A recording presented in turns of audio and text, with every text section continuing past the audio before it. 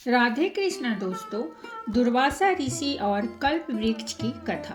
पौराणिक कथाओं के अनुसार दुर्वासा ऋषि भगवान श्री राम जी के दर्शन करने के लिए अपने 60,000 शिष्यों सहित अयोध्या नगरी को जा रहे थे। तब रास्ते में जाते हुए दुर्वासा ऋषि ने सोचा कि मनुष्य का रूप धारण कर यह तो साक्षात विष्णु जी ही संसार में अवतीर्ण हुए हैं। यह तो मैं जानता हूँ, परंतु सांसारिक लोगों को आज मैं उनका पौरुष दिखलाऊंगा।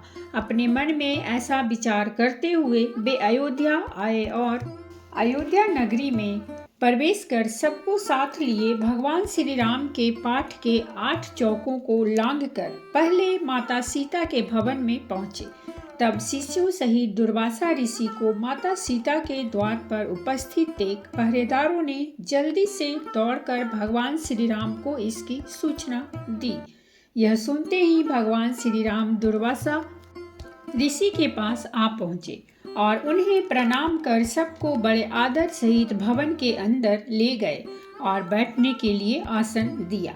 तब आसन पर बैठते ही दुर्वासा ऋषि ने मीठे वचनों में भगवान श्री राम से कहा कि आज 1000 वर्ष का मेरा उपवास व्रत पूरा हुआ है।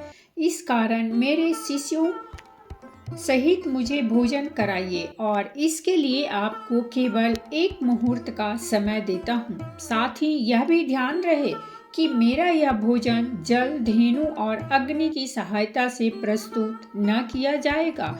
केवल 1 मुहूर्त में ही मेरी इच्छा अनुसार वह भोजन जिसमें विविध प्रकार के पकवान प्रस्तुत हों मुझे प्राप्त हो।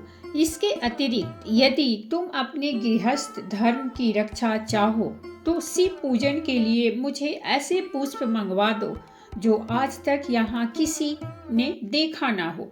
यदि यह तुमसे ना हो सके तो मुझसे स्पष्ट कह दो कि मैं इसमें असमर्थ हूँ। मैं यहाँ से चला जाऊंगा। दुर्वासा ऋषि की इस बात को सुनकर भगवान श्री राम ने मुस्कुराते हुए नम्रता से कहा, भगवान आपकी यह आज्ञा मुझे स्वीकार है। तब भगवान श्री राम की बात सुनकर दुर्वासा ऋषि ने प्रसन्न होकर कहा, मैं सरयू नदी में स्नान करके वापस आता हूँ। शीघ्रता करना, हमारे लिए सब सामग्रियों को प्रस्तुत करने के लिए अपने भाइयों तथा सीता को शीघ्र से कह देना। भगवान श्री राम ने कहा, अच्छा आप जाइए स्नान करके आइए। दुर्वासा ऋषि स्नान करने चले गए। भगवान श्री राम चिंतित हो गए।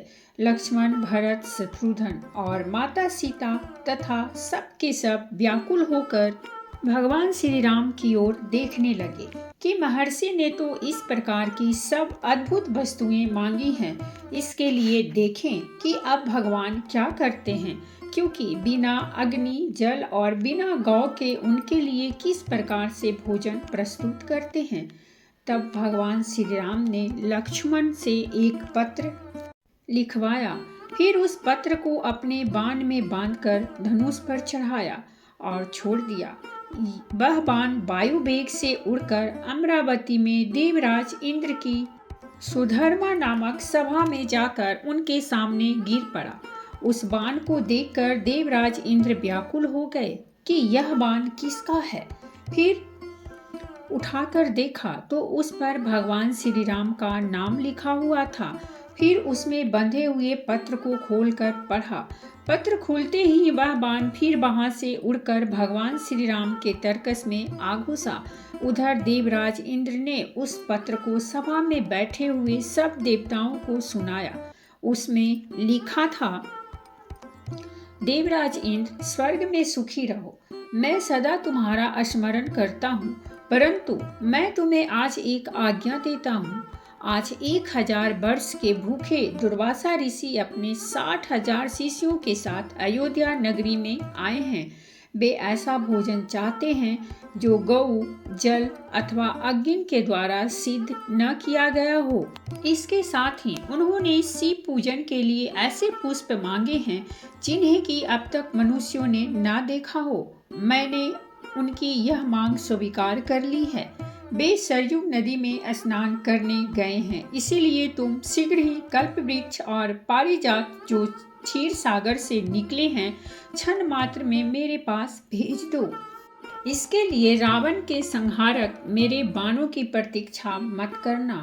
यह पत्र देवताओं को सुनाकर देवराज इंद्र तत्काल उठ पड़े और कल्प वृक्ष तथा पारिजात को साथ लेकर देवताओं सहित विमान में बैठकर अयोध्या नगरी में आ पहुंचे। लक्ष्मण जी ने देवराज इंद्र का स्वागत किया। देवराज इंद्र ने भगवान श्री राम के पास पहुंचकर पारिजात और कल्प वृक्ष को भगवान श्री राम को अर्पण किया। इतने ही में सरजू तट से दुर्वासा ऋषि ने अपने एक शिष्य को भगवान श्री राम के पास भेजा कि तुम जाकर देखो कि श्री राम इस समय क्या कर रहे हैं। मैंने जो आज्ञा दी है उसके अनुसार कुछ अन्न अब तक बना है कि नहीं, अब तक वैसे ही चिंता मग्न है या कुछ कर रहे हैं। यदि मेरी आज्ञा अनुसार पकवान प्रस्तुत कर रहे हैं तो अब तक कितनी सामग्री तैयार हुई है, यह सब तुम चुपके से देखकर वापस मेरे पास आओ। तब जो आज्ञा कहकर वह शिष्य श्री राम के भवन में आया, देखा तो कल्प वृक्ष और पारिजात से युक्त देवताओं की मंडली में मर्यादा पुरुषोत्तम श्री राम विराजमान हैं। यह देखकर उस शिष्य ने शीघ्र ही दुर्वासा ऋषि के पास जाकर वह समाचार कह सुनाया। शिष्य की बात सुनकर दुर्वासा ऋषि को आश्चर्य हुआ। जल्दी से स्नान कर शिष्यों को साथ लेकर दुर्वासा ऋषि भगवान श्री राम के भवन में आ पहुंचे। दुर्वासा ऋषि को आते देखकर देवताओं सहित भगवान श्री राम ने उठकर उन्हें तथा उनके सब शिष्यों को बड़े आदर के साथ प्रणाम किया और उत्तम स्थान पर बैठाकर माता सीता तथा लक्ष्मण आदि के साथ उनकी पूजा की।